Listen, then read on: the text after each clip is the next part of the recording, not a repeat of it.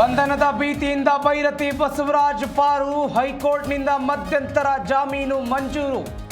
ಈಗಲಾದರೂ ಸಿಐಡಿ ತನಿಖೆಗೆ ಹಾಜರಾಗ್ತಾರಾ ಭೈರತಿ?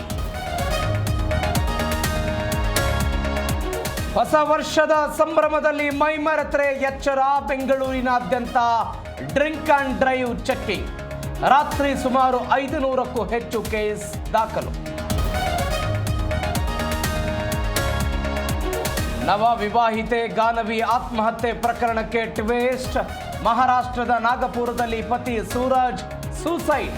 ಪತ್ನಿ ಸಂಬಂಧಕರಿಂದ ಅವಮಾನ ತಾಳಲಾರದೆ ಆತ್ಮಹತ್ಯೆ. ದೆಹಲಿಯಲ್ಲಿಂದು ಸಿಡಬ್ಲ್ಯೂಸಿ ಮೀಟಿಂಗ್. ದಿಲ್ಲಿಗೆ ತೆರಳುವ ಮುನ್ನ ಸಚಿವ ಶಾಸಕರ ಜೊತೆ ಚರ್ಚೆ. ಹೈ ಅಂಗಳದಲ್ಲೇ ನಡೆಯುತ್ತಾ ಕುರ್ಚಿ ಚರ್ಚೆ.